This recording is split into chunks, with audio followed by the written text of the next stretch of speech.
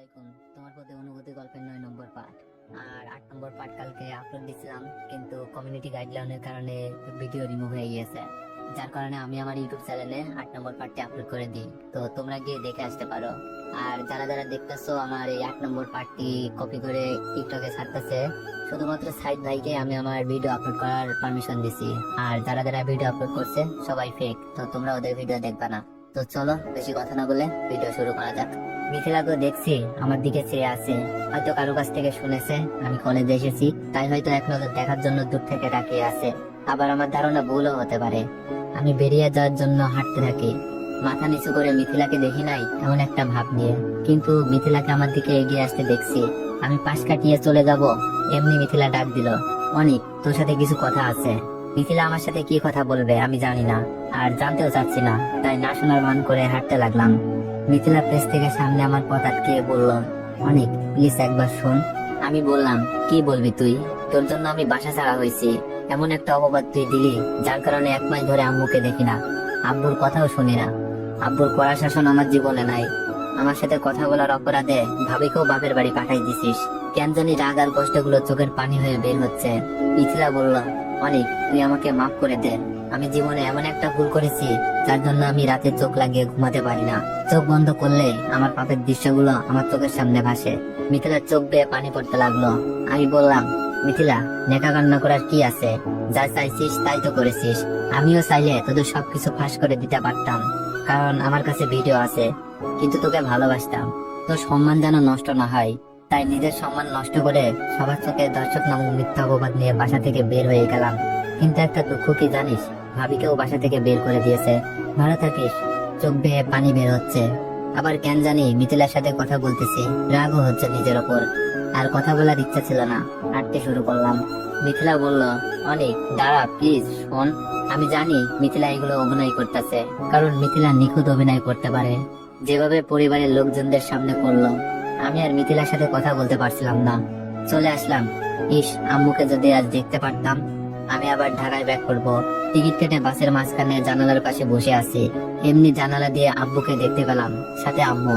কিন্তু আম্মু তো বোরকা গায়ে, মুখটা দেখতে পাচ্ছি না। তবে এটুকুতেই মন জুড়িয়ে গেল। আব্বুকে আগের মতো হাসি খুশি দেখতে পাচ্ছি না, কেমন জানি মন মারা হয়ে আছে।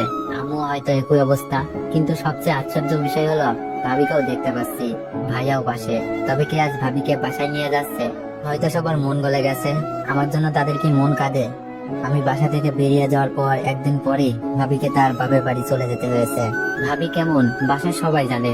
ভাবি ছিল সবার পছন্দের, কার কি প্রয়োজন খুব সহজেই বুঝে যেত, যার জন্য ভাবিকে নিয়ে কখনো ঝগড়াও হয়নি। হয়তো আমার প্রতি রাগগুলো এমন প্রকট ছিল, যার জন্য ভাবি আমার সাথে কথা বলতে শুনে উল্টাপাল্টা ভাবতে সাহায্য করছে। আজ নিজের চোখে ভাবিকে বাসায় যেতে দেখবো, স্বপ্নও ভাবিনি। এখন আমার ভিডিও পাওয়ার কোনো প্রয়োজন নাই। ভাবির নিজের সংসার ফিরে পেয়েছে, এর থেকে খুশির খবর আর কি হতে পারে? তবে আমার একটা কাজ করতে হবে, ভাবির সাথে কথা বলা একদম বন্ধ করে দিতে হবে। হয়তো আবার আমার সাথে কথা বলতে শুনলে বা দেখলে এরকম খারাপ ধারণা আসতেই পারে। তবে শেষবারের মতো কথাটা বলেনি, সত্যি কি বাসায় নিয়ে যাচ্ছে নাকি অন্য ব্যাপার? কথাগুলো ভাবতে ভাবতে পরিবারের লোকজনগুলো ভিড়ের মাঝে মিলিয়ে গেল, চোখগুলো ভিজে গেছে। যদি একবার আম্মু বলে ডাকতে পারতাম, আব্বুকে আব্বু বলে ডাকতে পারতাম। এই জীবনে না জানি সেই সুযোগ হয় কিনা। গাড়ি চলতে শুরু করলো আমার চিরচেনা শহরটাকে ছেড়ে। মনে আজ কিছুটা শান্তি খুঁজে পাচ্ছি ভাবিকে বাসায় ফিরে যেতে দেখে। যদি এমন হতো আমিও আজ বাসায় যেতে পারতাম। এই জীবনে হয়তো হবে না, কারণ নিজেকে প্রমাণ করার মতো কোনো প্রমাণই আমার কাছে নেই। যে একটা ভিডিও ছিল তাও হারিয়ে ফেলেছি। শুধু ভাবি জানে আমি নির্দোষ। সেই কথা বলতে গিয়ে বাড়ি ছাড়া হয়েছিল। আর মিথিলা নিজেকে কখনোই ছোট করে সত্যিটা বলবে না। আর দুলাভাই তো নাই। আম্মুর কথা মনে পড়তেই চোখ দিয়ে পানি পড়ছিল। পাশ থেকে আম্মুর বয়সী কেউ বলে উঠলো, কাঁদছো কেন বাবা? চোখের পানি মুছে বললাম, আম্মুর কথা আব্বুর কথা খুব মনে পড়ছে।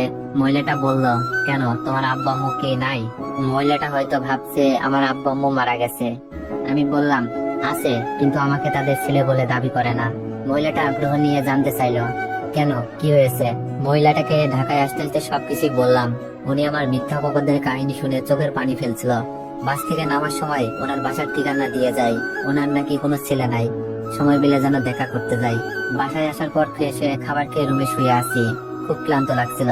আর ভাবছি মিথিলার কথা কি সবগুলো শোনার দরকার ছিল, নাকি যতটুকু শুনেছি সবটাই ভুল করেছি। রিমি কলেজ থেকে আসার পর আমার সাথে দেখা করতে আসলো, কাগজপত্র আনছি কিনা, আসা যাওয়ার কোনো সমস্যা হয়েছে কিনা জানতে চাইলো।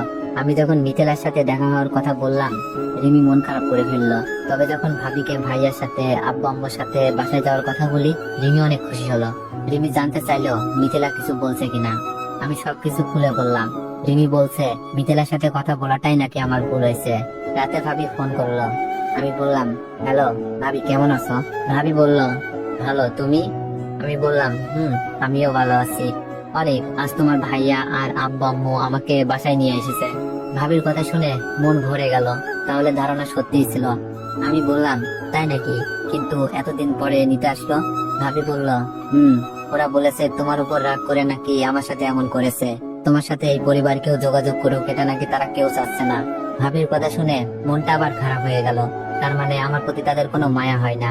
চোখ মুছে বললাম, ও আচ্ছা ভাবি, তাতে কোনো সমস্যা নাই। তুমি বাসায় ফিরে গেছো, এতেই আমি খুশি। ভাবি বলল, আমি তোমাকে বাসায় ফিরিয়ে আনার সব চেষ্টা করে যাব, দেখবা আমি জয়ী হবই। আমি বললাম, দরকার নাই ভাবি, আমি শুধু তোমাকে বাসায় ফিরিয়ে দেওয়ার জন্য ভিডিওর প্রমাণ খুঁজছিলাম। আজ আমার আর কোনো কিছুরই দরকার নাই। তোমরা ভালো থেকো। বলেই ফোনটা রেখে দিলাম। সাথে সাথে সিমটা খুলে ফেলি, যেন ভাবির সাথে আর কোনো যোগাযোগ না হয়। ভাবি তার সংসার নিয়ে ভালো থাকুক। আমি ফিরে যাওয়ার চিন্তা করি না।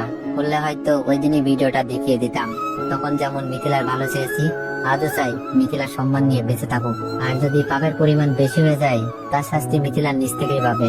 আমি যখন মিথিলার ভালো চেয়ে বাসা থেকে চলে এসেছিলাম, এখন স্বার্থপর হতে পারবো না। আর আমার কাছে এখন নির্দোষ হওয়ার প্রমাণও নাই। পরের দিন রিমির সাথে গিয়ে কলেজে ভর্তি হয়ে যাই। রিমি বিজ্ঞান বিভাগ আর আমি মানবিকে, তাই ক্লাসগুলো ভিন্ন। শুধু কলেজে যাওয়ার আসার সময় দেখা হতো, মাঝখানে বিরতি। ক্লাসে প্রথম দিন আমার পরিচয় দিতে হলো শিক্ষকদের কাছে।